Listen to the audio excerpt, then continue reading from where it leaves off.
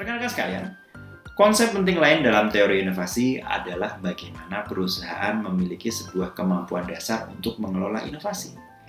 Pada dasarnya terdapat 9 kemampuan dasar yang harus dimiliki perusahaan untuk mengelola inovasi. Nomor 1, mengenali lingkungan dan potensi yang ada. Nomor 2, menyelaraskan strategi bisnis dan perubahan yang diusulkan. Nomor 3, mengakuisisi teknologi yang ada, menciptakan aspek teknologi tersebut secara internal melalui R&D atau Research and Development. Nomor 4, memilih respons yang paling cocok dan sesuai dengan strategi kita. Nomor 5, mengeksekusi proyek yang ada mulai dari konsep hingga ke penerapannya. Nomor 6, menerapkan penggunaan inovasi tersebut secara efektif. Nomor 7, mempelajari, mengevaluasi, dan merefleksikan proses inovasi yang ada. Dan yang terakhir nomor 8, mengembangkan organisasi yang ada supaya bisa menjadi organisasi yang efektif. Dari sudut pandang inovasi, perusahaan-perusahaan yang ada di pasar dapat dikelompokkan berdasarkan kemampuan berinovasi mereka. Perusahaan tipe A, dikategorikan sebagai perusahaan yang tidak sadar, dalam tanda kutip, atau tidak menyadari tentang perlunya inovasi. Perusahaan ini tidak memiliki kemampuan untuk mengenali kebutuhan akan perubahan. Lingkungan yang ada pun sayangnya tidak menunjang, juga baik itu terkait teknologi dan pengetahuan pasar, yang sangat penting untuk keberlangsungan hidup perusahaan. Lalu kita juga punya perusahaan tipe B, yang disebut dengan perusahaan reaktif, di mana perusahaan tersebut sebenarnya menyadari tantangan perubahan yang ada, tetapi tidak jelas bagaimana cara menjalankan proses inovasi dengan cara yang paling efektif. Dikarenakan apa? Sumber daya internalnya yang terbatas, dan juga tidak memiliki pengalaman maupun keterampilan.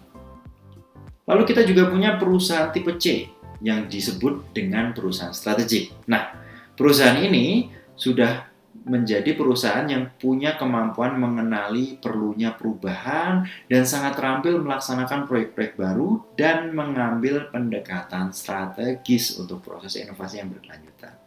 Perusahaan ini telah memiliki gagasan yang jelas mengenai prioritas mana yang harus dilakukan, oleh siapa hal tersebut dilakukan, dan juga memiliki kemampuan internal yang kuat di bidang teknis dan manajerial. Terakhir adalah perusahaan tipe D yang disebut juga dengan perusahaan kreatif, di mana perusahaan tersebut mengambil pendekatan yang proaktif dan juga kreatif untuk mengeksploitasi pengetahuan, teknologi, dan pasar demi keunggulan kompetitif serta pengembangan jaringan yang luas dan beragam. Rekan-rekan sekalian, patut diingat bahwa banyak sekali hal-hal yang harus diperhatikan untuk menentukan keberhasilan suatu inovasi. Banyak penemuan yang sukses di dunia ini namun gagal menjadi inovasi yang berhasil meskipun di bawah perencanaan yang baik. Kita harus pahami bahwa inovasi tidak selalu membawa kesuksesan bagi bisnis, walaupun memang ada bukti kuat yang menghubungkan inovasi dengan kinerja. Keberhasilan inovasi ini juga tergantung oleh faktor-faktor lain. Faktor waktu juga menjadi hal yang patut dipertimbangkan, karena keberhasilan inovasi tidak hanya terjadi dalam jangka pendek, tetapi juga jangka panjang melalui penemuan dan adaptasi yang berkelanjutan. Kesuksesan inovasi terkait dengan keseluruhan proses inovasi dan kemampuannya untuk berkontribusi secara konsisten terhadap pertumbuhan organisasi.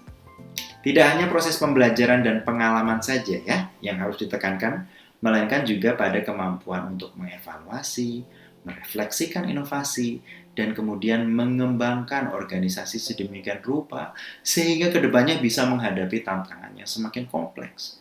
Siklus belajar tersebut sayangnya sering hilang dalam organisasi sehingga sering terjadi pola kesalahan yang berulang dan kegagalan belajar dari kesalahan orang lain. Baik, kalau begitu saya ucapkan terima kasih. Saya akan akhiri sesi kedua perkuliahan ini di modul 2 ini. Saya sangat menyarankan rekan-rekan untuk mengerjakan latihan soal yang ada di modul ini untuk memperdalam pengetahuan rekan-rekan mengenai materi yang diajarkan.